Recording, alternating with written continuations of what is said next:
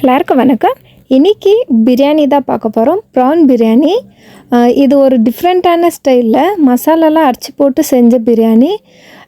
ரியலாக சொல்கிறேன், டேஸ்ட் ரொம்ப அமேசிங்காக இருந்துச்சுங்க. எப்படி செஞ்சேன்னு உங்களுக்கு சொல்கிறேன். இது ஒரு 3/4 கிலோ இருக்கும். க்ளீனிங் பண்ண பிறகு எவ்வளோ வந்துச்சு. ஸோ இது குடலெல்லாம் இருந்துச்சு, அதெல்லாம் எடுத்துகிட்டு க்ளீன் பண்ணிவிட்டு உப்பு, மஞ்சள் பொடி, மிளகாய் பொடி இது போட்டுட்டு மேரினேட் பண்ணி வச்சுட்டு இப்போ பிரியாணி செய்ய ஆரம்பிச்சிட்டேன். ஸோ குக்கரில் தாங்க செஞ்சேன் இது.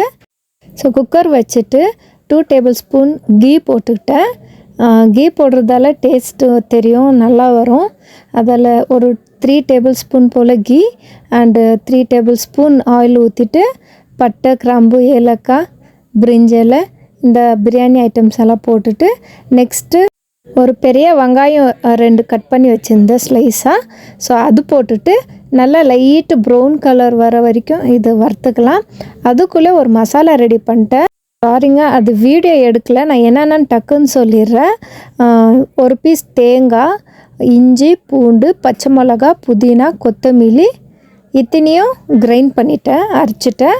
இந்த பாருங்கள், ப்ரௌன் ஆகிக்கிற இந்த வெங்காயத்தில் இந்த அரைச்சி வச்ச மசாலா போட்டுட்டேன். இந்த தேங்காய் கொஞ்சம் போடுறதால அரோமா ரொம்ப சூப்பராக இருந்துச்சு. அண்டு பிரியாணி ரொம்ப டிஃப்ரெண்ட்டாக இருந்துச்சு, டேஸ்ட்டாகவும் இருந்துச்சு.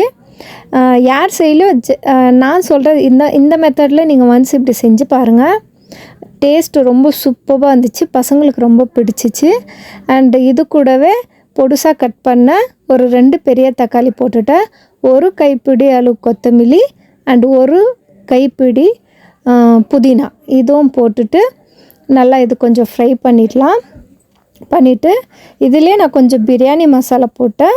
அண்டு கொஞ்சம் மிளகா பொடி, மஞ்சள் பொடி, அவ்வளோதான். அண்டு இது கூட ஊற வச்ச ப்ரான்ஸ் இது போட்டுட்டு கொஞ்சம் நல்லா ஃப்ரை பண்ணிவிட்டு, இந்த ப்ரான்ஸ் சீக்கிரமாக வெந்துடும். ஸோ அதால் ரொம்ப நேரம் வேண்டாம், ஒரு 5 to 6 மினிட்ஸ் இது வதங்கினா போதும். இப்போ நார்மலி நம்ம நான்வெஜ் சிக்கன், மட்டன் எல்லாம் போட்டால் அது ஒரு 5 to 10 மினிட்ஸ் நம்ம மசாலாவில் வதக்குவோம். ப்ரானுக்கு அவ்வளோ நேரம் தேவை கிடையாது, ஏன்னா அது ரப்பரி மாதிரி ஆகிடும். ஸோ அதால் ஒரு 5 மினிட்ஸ் மட்டும் நம்ம வதக்கிட்டு இதுக்கு தேவையான அளவு உப்பு அண்ட் கொஞ்சமாக தண்ணி விட்டுட்டு மிக்ஸ் பண்ணிக்கலாம். ஏன்னா இது ட்ரையாக வேக வைக்கக்கூடாது, ப்ரானு கொஞ்சம் அந்த சாஃப்ட்னஸ் இருக்கும். ஸோ அதால் கொஞ்சம் தண்ணி ஊற்றிட்டு அந்த தண்ணியில் கொஞ்சம் நம்ம ஃப்ரை பண்ணி விட்டோம்னா இந்த ப்ரான் கொஞ்சம் சாஃப்டாக வேகும். பாருங்கள், வதங்கிடுச்சு. இப்போ இது வதங்கினதும் பாஸ்மதி ரைஸ் ஒரு 10 மினிட்ஸ் நான் ஊற வச்சுருந்தேன். கழுவிட்டு அந்த பாஸ்மதி ரைஸ் இதிலே போட்டுட்டு நான் இது 3/4 கிலோ ரைஸ் எடுத்திருந்தேன். அப்படின்னா என்னோடய கிளாஸில் ஒரு 3 கிளாஸ் அளவுக்கு அழுத்தேன். அது ஒரு 3/4 கிலோ கேஜி கணக்கில் வரும். தேவையான அளவு தண்ணியும் விட்டுட்டேன். இது 3 கிளாஸ்னாக்கா 6 கிளாஸுக்கு பதிலாக நான் ஒரு கிளாஸ் கம்மியாக 5 கிளாஸ் தண்ணி தான் ஊற்றுனேன். பாருங்கள், ஊற்றிட்டு தேவையான அளவு உப்பு பார்த்துட்டு லிட்டை க்ளோஸ் பண்ணிட வேண்டியதான். க்ளோஸ் பண்ணிவிட்டு இது கொதி வந்த பிறகு நீங்கள் லிட்டு க்ளோஸ் பண்ணிங்கன்னா 1 விசில் போதும். நான் இது கொதி வந்துட்ட பிறகும் நான் 2 விசில் விட்டுட்டேன். அது விட்டதால் கொஞ்சம் குழைச்ச மாதிரி வந்துச்சு. பட் டேஸ்டெல்லாம் ரொம்ப சூப்பராக தான் இருந்துச்சு.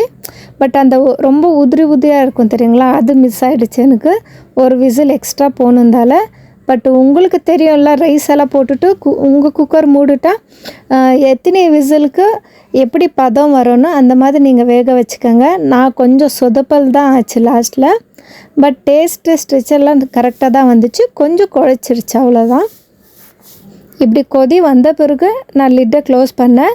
ஒரு விசிலில் நான் எடுக்கணுமா இருந்துச்சு, பட் 2 விசில் ஆகிடுச்சு, அவ்வளோதான். இப்போ லிட்டை க்ளோஸ் பண்ணிவிட்டு 2 விசில் ஆகிட்ட பிறகு ஓப்பன் பண்ணலாம்.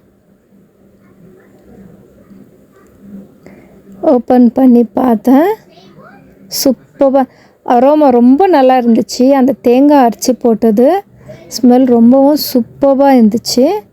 அண்டு டேஸ்ட்டும் அவ்வளோ நல்லா இருந்துச்சு. இது கூட ரைத்தா சாப்பிட்ணுன்னு கூட தோணலை, ஏன்னா அந்த மசாலாலாம் அரைச்சி போட்டிருந்தால அந்த அரோமா ரொம்ப சூப்பராக இருந்துச்சு. இதே மாதிரி நீங்களும் ட்ரை பண்ணிங்க. இந்த வீடியோ பிடிச்சிருந்தால் சப்ஸ்கிரைப் பண்ணிக்கோங்க. சிம்பிளான சமையலுக்கு நெக்ஸ்ட் வீடியோவில் பார்க்கலாம். பாய்.